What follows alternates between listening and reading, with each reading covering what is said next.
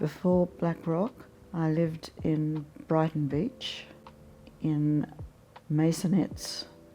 And I do remember with the masonette that every room was small. So I was quite used to the small bedroom that I had in the Boyd house. But the spatial experience of the living area was so different. And the amount of glass, the warmth of the timber on the walls, the incredible connection to the landscaping. I didn't see anything like that anywhere. The breezeway looked out onto the fish pond, which was opposite the entrance.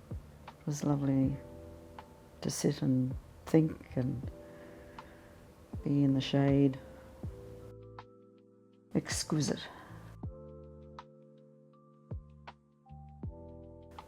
Every junction was well considered and worked.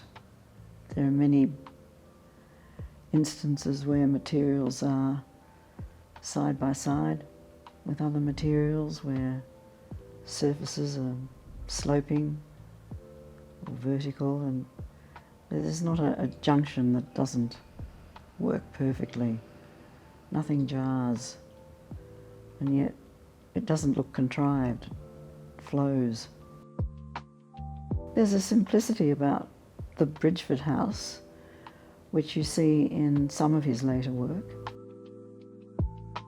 The later work gets very sort of site-specific and takes on a much more convoluted and complicated form making and level making. The simplicity of the Bridford House had everything to do with it being on a flat site, on a corner, facing north, no constraints. I think he was able to express a lot of what he believed in the house, what he wanted to see in the way Australian homes were built and the way Australian people lived. Every room had an outside door, even the bedrooms. You could walk outside from every bedroom, even though with the living area there was one very small door which you walked out of, used to bring the food to the outside table, which mirrored the inside table. It's sort of very different from how living areas relate to outside spaces now. Most of the glass would open out. It was perfect in hot weather. It needed some add-ons to control the ingress of heat and control the exit of heat. And that control was heavy drapes, very, very heavy drapes, floor to ceiling.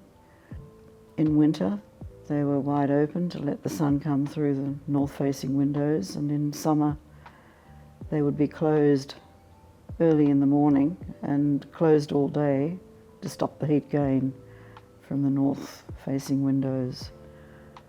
But because the house was by the beach and because it had a lovely large open courtyard, one never felt as if you were hemmed inside with curtains closed all day. It was an asbestos roof initially, and that got replaced when I fixed up a few things, and we put insulation in at that time. But under the roof there would have been some sarking, and then there would have been timber lining. There was no air conditioning. I can't remember any fans or sweep fans. And it was always cool. Heating was a little bit different. There was electric heating in all the rooms, and that was terribly inefficient. But there was a large fireplace, perfectly built, and we would sit around the fireplace quite a lot.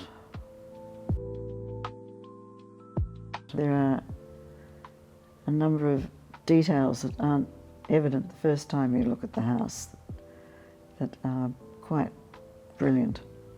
Quite a lot of two-way elements in the house. There's a two-way wood cupboard next to the fireplace, so the wood could be put both in the fireplace and in the built-in barbecue.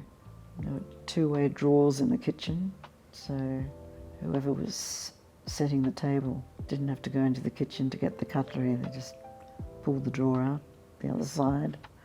It was one of Boyd's better kitchens, I thought.